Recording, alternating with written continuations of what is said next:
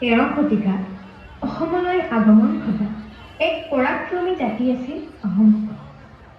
অসম ব্ৰহ্মদেশ সীমান্তৰ পাটকাই পৰ্বত পাৰ হৈ আহোম ৰাজকোঁৱৰ চুকাফাই 1228 খ্ৰীষ্টাব্দত আহোম ৰাজ্য প্ৰতিষ্ঠা কৰিছিল। আহোম ৰাজ্য অসমৰ এক মধ্যযুগীয় ৰাজ্য আছিল, যি প্ৰায় 600 বছৰ শাসন কৰাৰ লগতে উত্তৰ পূবত মোগলৰ শাসনত বাধা দিছিল।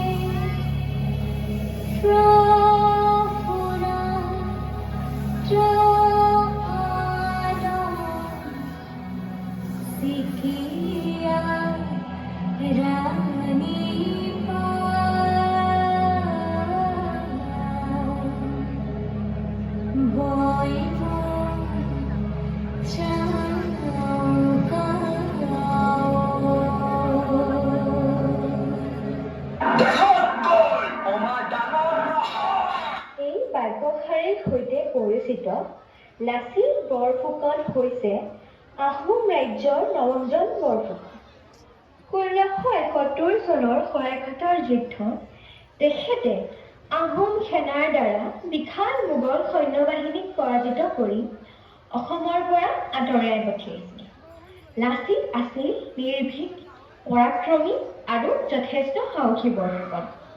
তীৰকপা নৰীয়া দেহাৰে যুদ্ধ কৰি মোগলৰ বিৰাট সৈন্যবাহিনীক পৰাস্ত কৰি শৰাইঘাটৰ যুদ্ধত অসমক উদ্ধাৰ কৰিছিল।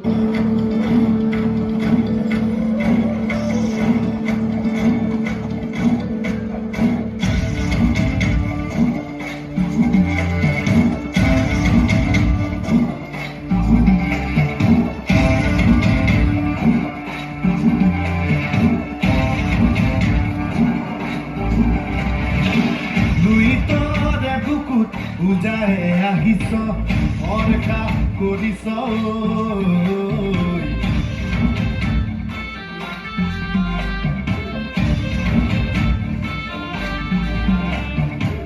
লুইতৰে বুকুত পূজাৰে আহিছ অৰেখা কৰিছ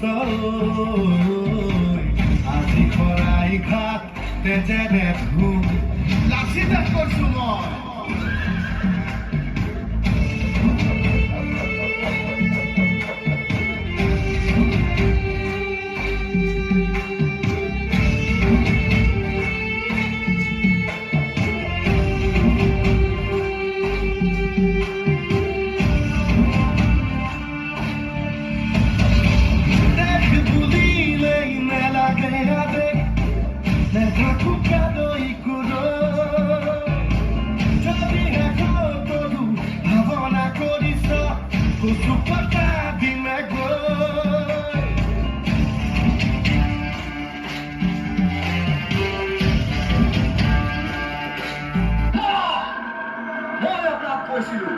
আজি ৰাতিৰ ভিতৰত দুৱাৰ নিৰ্মাণ হৈ যাব লাগে।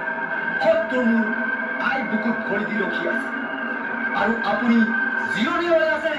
নহয় মানে কাম কৰি কৰি আমি চব ভাগৰি গ'লো, সেইকাৰণে ভাবিলো অকণমান জিৰণি লৈ লওঁ। দেশত দ্ৰোহী, দেশত গৈ অমাদানৰ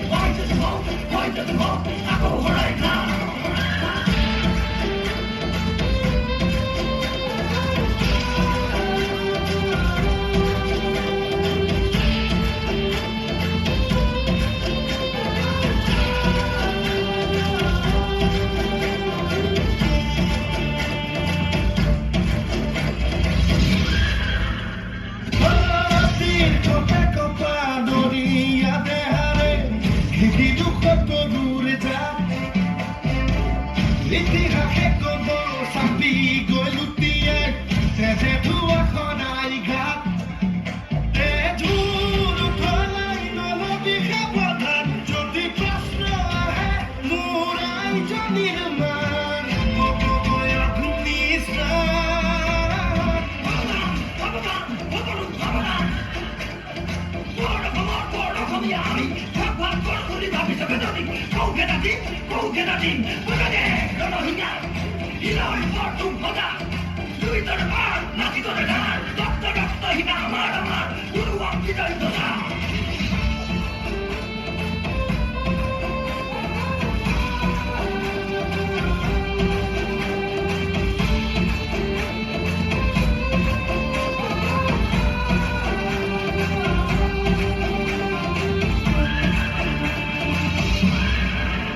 এনেদৰে 17 বাৰ অসম আক্ৰমণ কৰিও অৱশেষত মোগলে আহোম সৈন্যৰ হাতত পৰাজয় বৰণ কৰে।